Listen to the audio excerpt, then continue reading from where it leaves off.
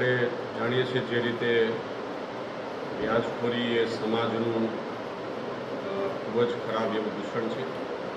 કેટલીક વાર આ વ્યાજખોરો નિર્દોષ લોકો પાસેથી 10, 15 કે 20થી 30% સુધી અલગ અલગ દરે વ્યાજ લેતા હોય છે અને એના કારણે ભોગ બનનાર છે ક્યારેક આત્મહત્યા કરવા તરફ અથવા તો એમની મિલકત પડાવી લે અથવા તો એમનું જીવવું છે એ દુષ્કર થતું હોય છે.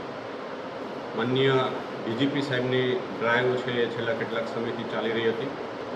વ્યાજખોરો વિરુદ્ધ કડકાઈ કરવાની સૂચના અને માર્ગદર્શનના આધારે જૂનાગઢ જિલ્લામાં છેલ્લા એક અઠવાડિયાથી અલગ અલગ પોલીસ સ્ટેશનમાં એક હોમવર્ક કરવામાં આવેલું. ખાનગી બાતમીદારો મારફતે કોણ આવા ગેરકાયદેસર રીતે લાયસન્સ વગર વ્યાજના ધંધા કરી રહ્યા છે એ બાબતની હકીકત એની રીડર બ્રાન્ચ અને LIB મારફતે ખાનગીમાં માહિતી મેળવવામાં આવેલી. ત્યારબાદ ગઈકાલે સવારે 7 વાગ્યાથી અલગ અલગ ટીમો પાડવામાં આવેલી. તમામ પોલીસ સ્ટેશન 18 પોલીસ સ્ટેશન અને LCB SOG પેરોલ ફેલો સહિતની તમામ ટીમો એ આ ખાનગી રાહે મળેલી બાતમી અને ભૂતકાળમાં જે લોકોની વ્યાજ વટાવની પ્રવૃત્તિ છે એવા લોકો વિરુદ્ધ કાર્યવાહી કરવા માટેની ડ્રાઈવ રાખવામાં આવેલી.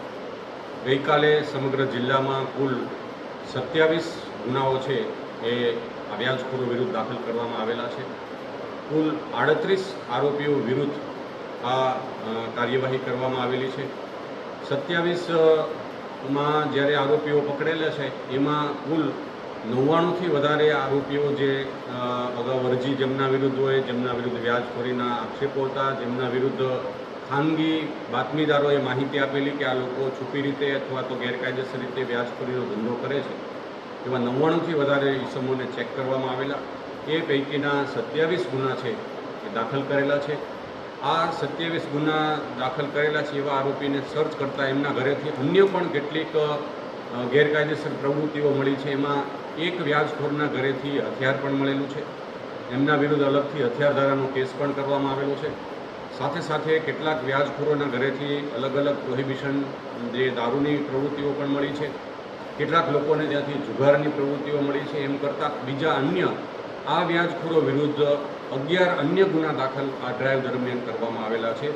કુલ 27 વ્યાજખોરીના અને બીજા અન્ય એમની ગેરકાયદેસર જે પ્રવૃત્તિઓ મળી છે એમ મળાવીને કુલ 38 જેટલા ગુનાઓ આ વ્યાજખોરો વિરુદ્ધ દાખલ કરવામાં આવેલા છે. મને આ જે 38 જે આરોપીઓ છે એ 38 આરોપીઓ પૈકી એમનો પોતાનો જે મુદ્દામાલ છે એમના ઘરેથી રિકવર કરવામાં આવેલો છે, પરંતુ ભોગ બનનારના જે અલગ અલગ ડોક્યુમેન્ટ્સ છે એ જે મોટા પ્રમાણમાં જે રિકવર થયા છે એ પૈકી કુલ 157 કોરા ચેક રિકવર કરવામાં આવ્યા છે. 21 જેટલી અલગ અલગ વાહનો, ખાસ કરીને આ વ્યાજખોરો છે એ બીજા લોકોના ભોગ બનનારના વાહન પણ ખેંચી લેતા હોય છે, તો એવા 21 વાહનોની RC બુક કબજે કરવામાં આવી છે. 4 જમીન મકાનના દસ્તાવેજો જે અન્ય લોકોના ભોગ બનનાર છે એમના કબજે કરવામાં આવ્યા છે. 3 પ્રોમિસરી નોટ કબજે કરવામાં આવી છે. એક વાહન જે ભોગ બનનારનું ખેંચેલું છે એ પણ કબજે કરવામાં આવ્યું છે. 30થી વધારે અલગ અલગ જેમાં હિસાબો અને કોને વ્યાજે આપેલા છે એવી 30થી વધારે ડાયરીઓ પણ કબજે કરવામાં આવી છે. અને 4 છે એ અલગ અલગ ખેડૂતોના આટપત્રકો પણ કબજે કરવામાં આવ્યા છે. આપના માધ્યમથી જૂનાગઢની જનતાને એક અપીલ છે. માનનીય DGP સાહેબની પણ સૂચના અને એમની ડ્રાઈવ છે કે લોકોમાં આ એક વિશ્વાસ આવે કે પોલીસ સ્ટેશને આપણે જશું તો વ્યાજખોરો વિરુદ્ધ અમારી ફરિયાદ કરશે, આ પ્રકારનો એક વિશ્વાસ બંધાય એ માટે આજે એક સઘન ડ્રાઈવ રાખી હતી. આ જે 38 ઇસમો વિરુદ્ધ જે કાર્યવાહી કરવામાં આવી છે એ 38 ઇસમોના કોઈને કોઈ ફરિયાદી મળ્યા છે અને કેટલાક ગુનામાં જે ખાનગી રાહે મળેલી બાતમીના આધારે પોલીસે સામેથી સરકાર તરફે પણ ગુના દાખલ કરેલા છે.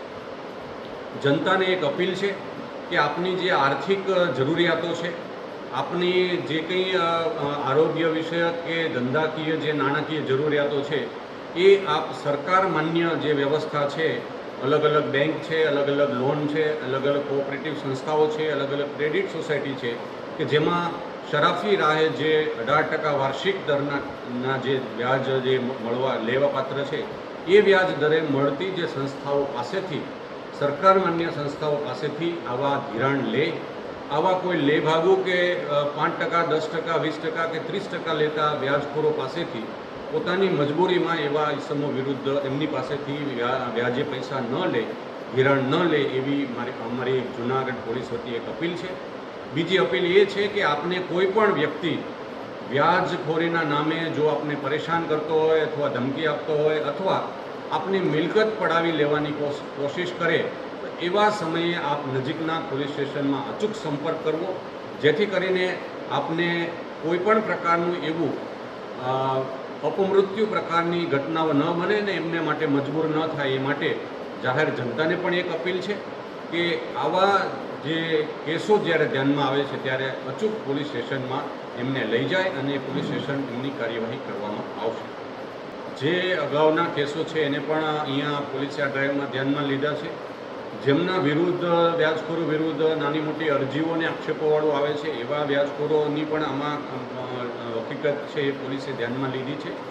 એમ કુલ મેળવીને ખાનગી બાતમીના આધારે કુલ 99થી વધારે ઇસમોને આઈડેન્ટિફાઈ કરવામાં આવેલા અને એ દરેકના ઘરે પોલીસે છે એ રેડ કરીને સામેથી એવા ઇસમો પાસે સરકાર તરફે જ્યાં જરૂર લાગે ત્યાં, અધરવાઇઝ જેવા અરજદારો હતા કે જે ભોગ બનનાર હતા એમને બોલાવીને પણ એમની ફરિયાદો છે એ દાખલ કરવામાં આવેલી છે. કેશોદના બામણાસાની ઘટનાના હિસાબે આ કાર્યવાહી કરવામાં આવી એવું લાગે કે આ કાર્યવાહી માનનીય ડીજીપી સાહેબની ડ્રાઈવ 21 તારીખથી ચાલુ છે અને એ ડ્રાઈવના ભાગરૂપે લોકોને જાગૃત પણ કરવામાં આવી રહ્યા છે.